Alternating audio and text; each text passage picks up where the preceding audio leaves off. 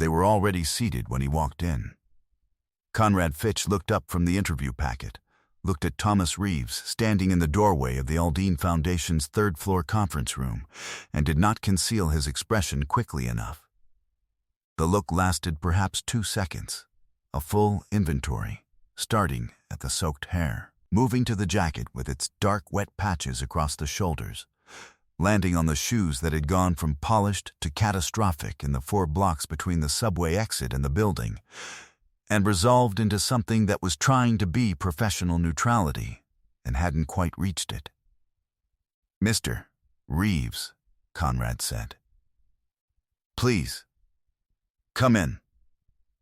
Thomas came in, pulled out the chair across from the 2 panelists. Conrad Fitch, Deputy Director, Margaret Osai, Director of Human Resources, who gave him a small, genuine smile that he appreciated. He set his portfolio on the table. It was damp at one corner, but intact. "Rough commute?"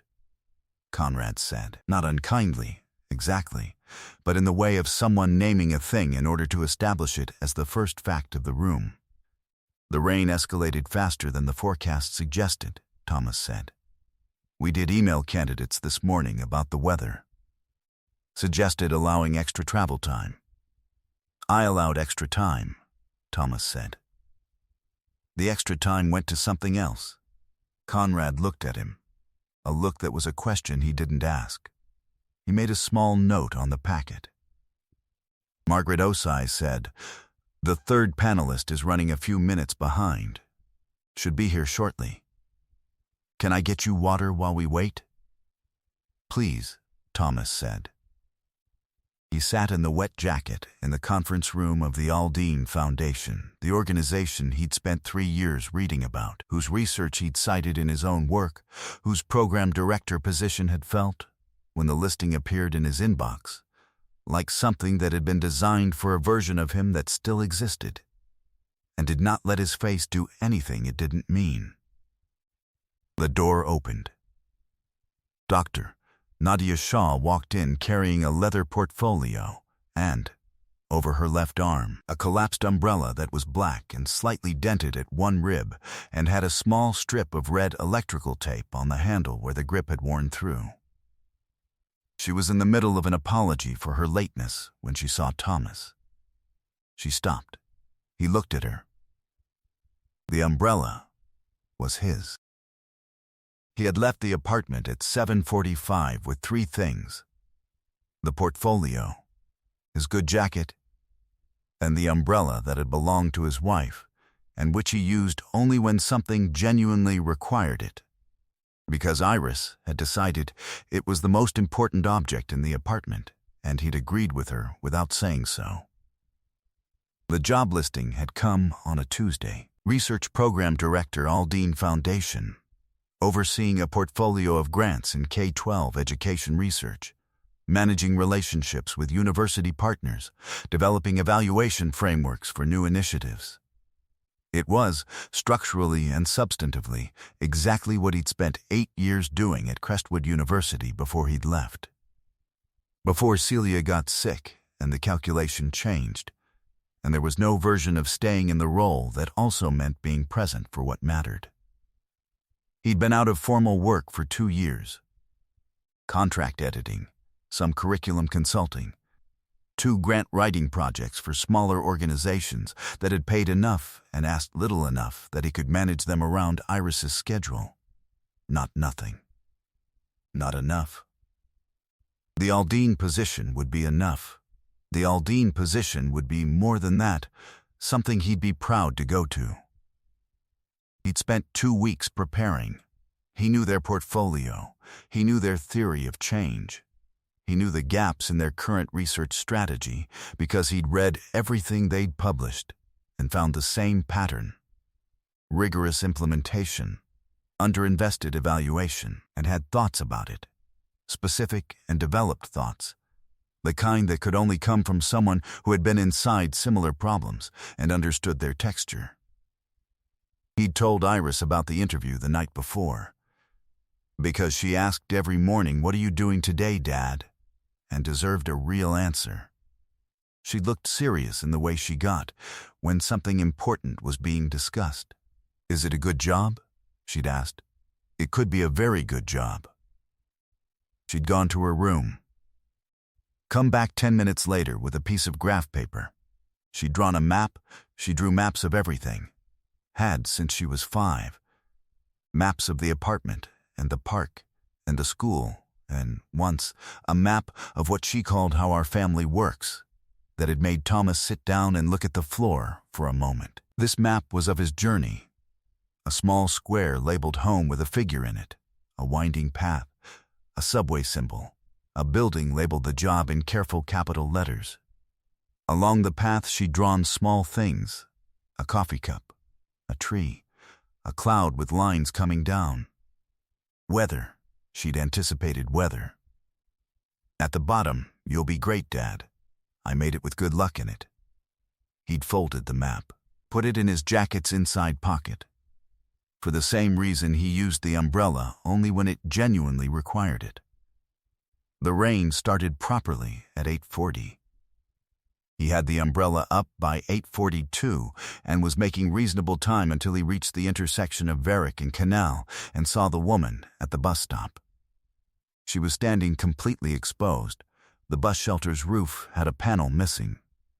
Exactly above where she stood, and the rain was coming through in a direct and committed column. She had papers in her arms, an open portfolio pressed against her chest to protect them, a laptop bag over one shoulder that was getting hit from the side. She was looking at her phone with the expression of someone whose car service had canceled and whose next option was arriving in 14 minutes. Thomas stopped. He looked at the umbrella, at the woman, at the sky, which had no visible intentions of improving. He thought about the jacket, which would not survive this, as well as the portfolio, and which he'd already been wearing when the worst of it hit. He thought about Iris's map in his pocket, which was graph paper and would turn to pulp in 5 minutes, without cover. He crossed to the bus stop, held out the umbrella. "I'm almost at my destination," he said. "Please take it." She looked at him. She looked at the umbrella. She looked at the sky. "I can't. The portfolio's waterproof," he said. "I'll manage." He pressed the handle into her hand, because there was no version of the next few minutes where he did anything else, and walked the remaining 4 blocks in the rain. He arrived 7 minutes early, soaking wet, portfolio intact, jacket destroyed. Iris's map was dry. The conference room was quiet after Nadia Shah stopped in the doorway. 3 seconds, maybe 4. Thomas and Nadia looking at each other across the table and the length of a morning's weather. Conrad Fitch looked between them. "Dr. Shaw, you know our candidate?" Nadia set the umbrella on the table.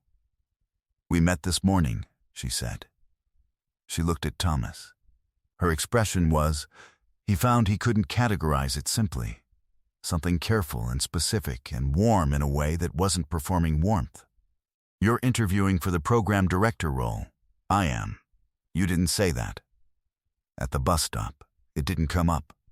She looked at the umbrella. At him. "You're soaked." The last 4 blocks were ambitious.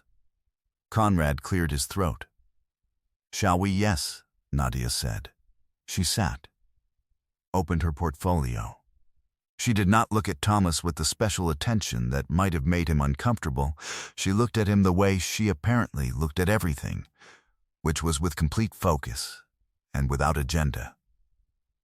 "Mr. Reeves, tell me why you want this role." Thomas told her.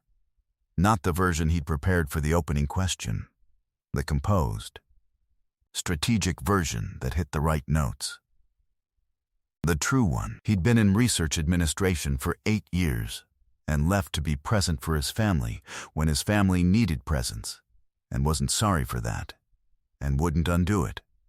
And in the 2 years since he'd consulted on 3 education initiatives and found the same pattern in all of them. The work was being measured by inputs and outputs and not by learning and the gap between what programs claimed and what children actually experienced was not being looked at with the right tools. And he'd spent the last 18 months developing a framework for that specific problem, because it was the problem that needed solving, and because he couldn't stop thinking about it. He talked for 6 minutes. Conrad made 2 notes. Nadia had not moved. Margaret Osai said, "Can you tell us more about the framework?" He told them more. If you've ever walked into a room at your worst, wet jacket, wrong circumstances, everything working against the impression you needed to make, and decided to just tell the truth anyway, stay with me. Because what happens next is what happens when you do. Conrad Fitch asked his questions with the efficiency of someone moving through a prepared list. They were good questions. He was professionally competent, Thomas could see. In the way that people are when they're good at a job they've stopped finding interesting. The edge of his assessment of Thomas had been established in the first 30 seconds, and he was now managing the interview around it. Polite, thorough, not listening for anything he hadn't already decided. At the 40-minute mark, Conrad asked about gaps in employment. "You left your university role in 2022, he said. "The 2 years between then and now, the consulting work is noted. But in terms of formal institutional employment, my wife died," Thomas said. "Simply not as a defense, as information. In 2022. My daughter was 5. I made a decision about what mattered for the next period, and I made it consciously, and I don't have ambivalence about it." He looked at Conrad. "The consulting work in those 2 years is in the portfolio. It's real work, done well. If the gap is disqualifying, I'd rather know now." Conrad held his gaze, looked at the portfolio. Nadia said, "It's not disqualifying." She said it without looking at Conrad, her eyes on Thomas. "The framework you described, the evaluation gap in K-12 implementation research. You said you'd been developing it for 18 months. Is any of it written?" "All of it," Thomas said. "It's in the portfolio. Section 3. She opened the portfolio. Found Section 3. Read. The room was quiet in the way rooms get when one person is reading and the other people are watching them read." Conrad looked at his watch. Margaret refilled Thomas's water without being asked. Nadia read for 4 minutes. "This is..." She stopped. Kept reading. "You developed this independently? During the consulting period?" "Yes, it addresses the exact gap we've been trying to name internally for 2 years. She looked up. "We've had 3 conversations in this building about why our grantee evaluations aren't telling us what we need to know. You've written the answer." Conrad looked at the portfolio for the first time with actual attention. Thomas said nothing. He'd said what he had to say. The work was in the pages. "I need to ask you something," Nadia said. "Not for the interview, personally." She looked at the umbrella on the table. "This morning, you were going to a job interview. In a storm, and you gave away the only umbrella you had." "Yes, why?" He thought about it honestly. "You needed it more than I needed to arrive dry. You didn't know who I was." "No, so there was nothing to gain." "I wasn't calculating gain," he said. "You were standing in the rain with papers to protect. I had an umbrella." A pause.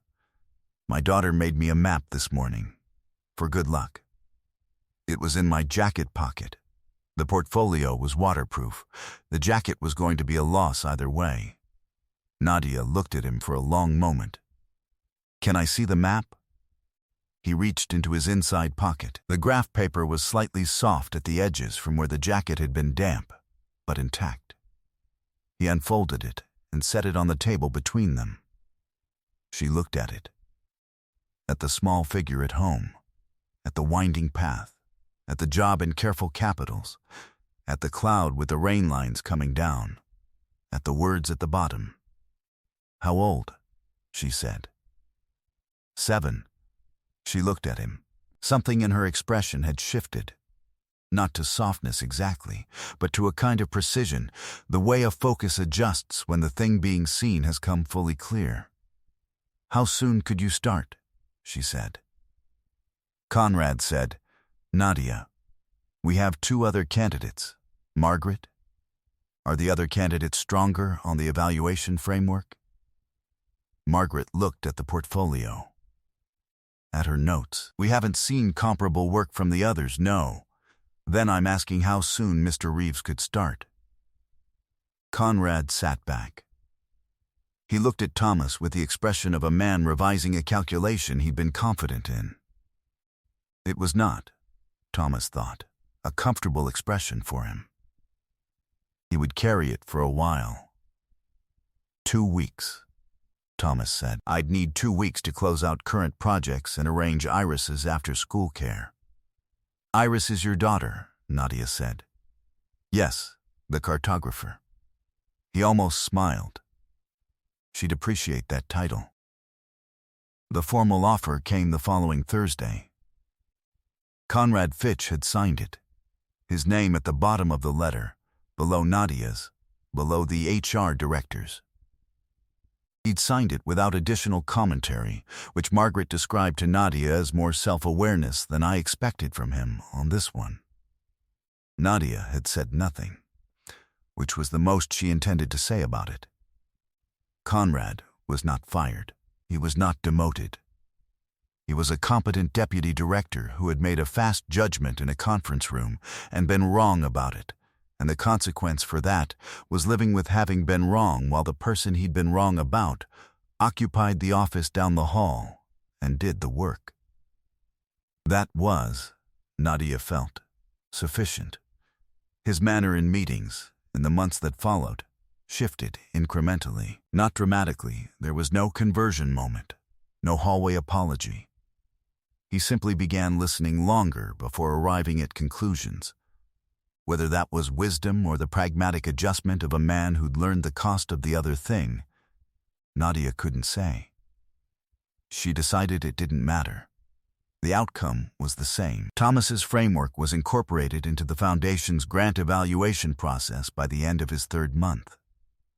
The first cohort of grantees to be assessed under the new model produced data that 2 of the Foundation's university research partners described, in separate letters, as the most actionable program evaluation we've received from a funder in a decade. Nadia forwarded both letters to the board. The board approved an expansion of the evaluation team. Thomas hired 2 researchers. He'd interviewed them carefully, over long conversations, listening for what they understood about the gap between what programs claimed and what children actually experienced. He was good at the work. He had always been good at the work. He had just needed the room. Iris came to the office on a Saturday in January. The Foundation had an open studio day, a once-annual event where staff could bring family in, see the space, put names to the building her father described at dinner. Iris arrived with a notebook and spent 40 minutes making a map of the entire floor. The conference room, Thomas's office, the kitchen, the room where the grant files were stored that she labeled important papers with considerable accuracy. Nadia found her in the hallway outside the research library, on her stomach on the floor, adding detail to a corner of the map. "Is that the library?" Nadia asked. Iris looked up. The label didn't fit. I had to abbreviate. "What does it say?" "Lib Knoll." Iris showed her. "Library of Knowledge." I ran out of space. Nadia crouched down, looked at the map. It was, for a 7-year-old working in ballpoint on notebook paper, remarkably precise. The proportions approximately right, the rooms identifiable. Thomas's office marked with a small star. "Why the star?" Nadia asked. "Because he's important here," Iris said, matter-of-factly. "That's what stars mean on maps." Nadia looked at the star, at the map. At this 7-year-old who drew good luck into graph paper and marked her father with stars. "Yes," she said. That's exactly what they mean. Thomas appeared at the end of the hallway, saw them on the floor, saw the map, saw Nadia looking at the star.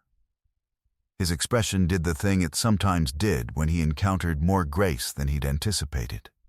A brief stillness, a recalibration, the face of a man who had learned not to expect good things and was still slowly unlearning that. He walked toward them. Iris said, "Dad, she knows what stars mean." "I know she does," he said. He looked at Nadia. She looked at him. The hallway was quiet, and the January light was coming through the window at the end of it, and Iris was adding a small star to the legend at the bottom of her map, explaining the key to no one in particular. Circles are rooms, lines are halls, stars are important. "Stars are important," Nadia said softly. Thomas sat down on the floor beside his daughter. Nadia sat down on the other side. Iris, entirely unbothered by any of this, continued the map. She would finish it at home that night and give it to both of them. Made a copy, taped one to the refrigerator at the apartment, and brought the other to the office the following Monday, rolled carefully in a paper towel for protection. Thomas found it on his desk. A map of a place he'd been afraid to want, and then wanted anyway, and then arrived at wet and underprepared and true. Iris had marked his office with the largest star. He put it up on the wall beside the window. Some things you give away in a storm without knowing their destination. The gesture costs what it costs. A jacket, a dry arrival, the appearance of a man who has it together, and the return is never guaranteed, and you don't do it for the return.